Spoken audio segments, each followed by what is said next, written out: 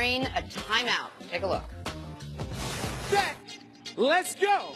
Okay. All right, Fox. Starting off strong. Get Soleil. Okay, it's your turn. You got to get tagged. Tag, tag, tag. All right, there you go. All right, Taylor. You got to hit this foul shot right here. Stay focused. Stay focused. All right, take your time. Plenty of time on the clock. Okay. You got 15 seconds. It's okay. Focus, focus. You're good. You're good. Keep going. A little closer, a little closer, a little closer. Okay. There you go. You got it. You got it tackled. Wait a minute. Wait a minute.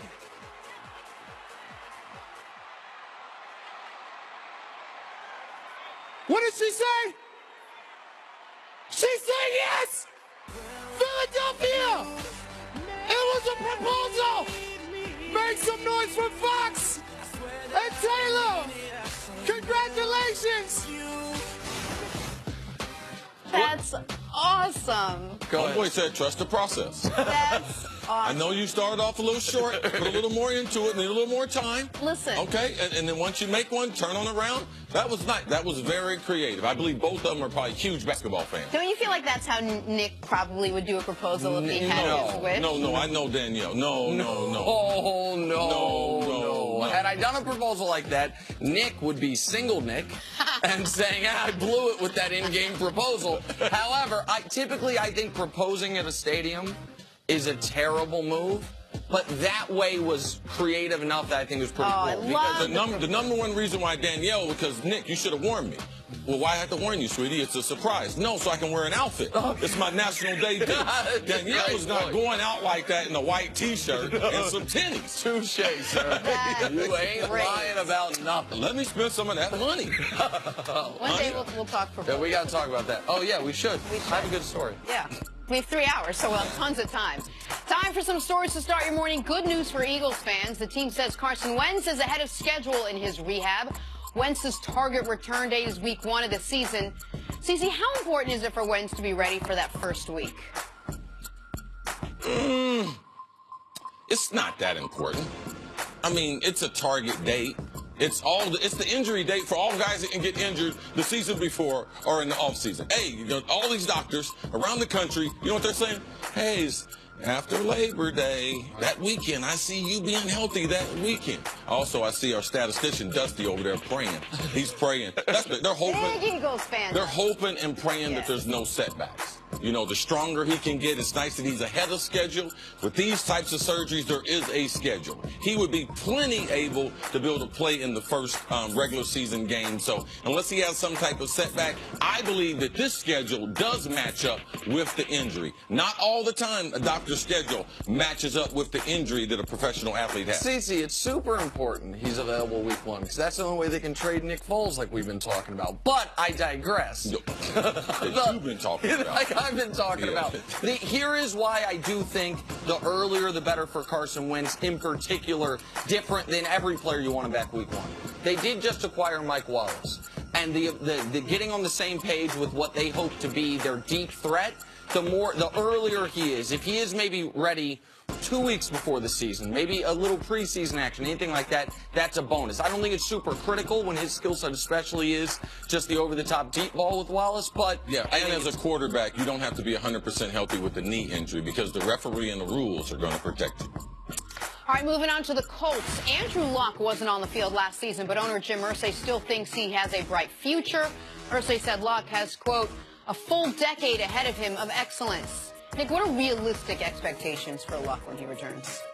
Listen, I would think realistic expectations are to pretty quickly go back to being the quarterback he was in year 3, which was the best year of his career so far, but still, year 3 was not as good as we expected Andrew Luck to ultimately be. It was an excellent season, but this was a guy that was supposed to be, no question about it, a top 5 quarterback in the league. Injuries and organizational malpractice almost have maybe cost him the bulk of the beginning of his career.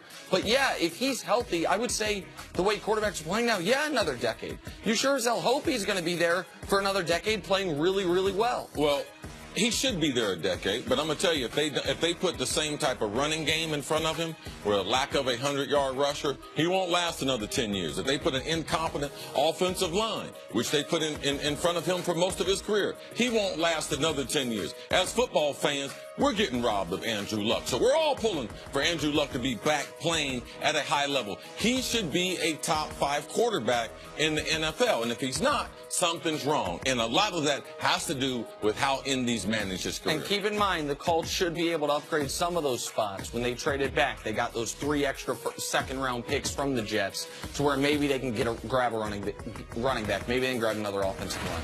All right, college basketball now. Another season, another mass exodus for Kentucky. Coach Cal says he expects just about all of his players to go through the draft process and see where the committee sees them going.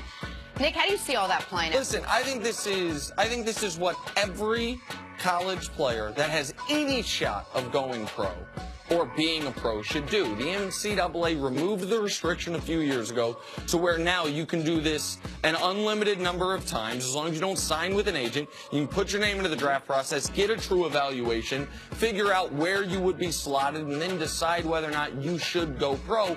This is one of the reasons I like Coach Cal. He encourages his guys to do this. He is not selfish about their talent. Hey, listen, go find out. Maybe a team loves you. Maybe a team's telling you you're going to be a lottery pick. Like, maybe you should turn pro. So this is what any potential NBA player should do. I like to see Coach Cal encouraging his guys to do it. I agree with Coach Cal doing it because it's a part of his normal basketball development. Other colleges, it's not part of them. They don't like to talk about the NBA, so now all of a sudden, if they start allowing players to get a preview of what the NBA is thinking about them, they would start after talking about the NBA more than they're comfortable. I like Coach Cal because he's authentic with it. From the time he meets the kids in high school, the NBA is part of the conversation. He knows it. It's an elephant in the room. People don't want to talk about it, so he initiates the conversation about the NBA and about their future. To me, I would use it as a valuable part of my basketball development. Yeah, you've had a good season. Let's see what the NBA thinks about you. And then we would sit down and try to develop skills around what the NBA said about him and what my staff has said about him moving forward for his basketball future. So I like what Coach Cal's doing. All right, finally, the odds are out for the NCAA championship. Villanova is the favorite at slightly less than even odds, followed by Michigan at 13-5, Kansas at 18-5, and the Loyola Fighting Sister Jeans at 12-1. Cece, who's got a better chance to win this, Villanova or the Fields? Man, that's hard. It's hard to do because Villanova, for us as being friends of the show, and we've seen Villanova. We've been on Villanova for a long, long time. 15 weeks during the regular season, Villanova's #1. So right now they're in the Final Four. Who do you think's going to win? They're the only #1 there besides Kansas.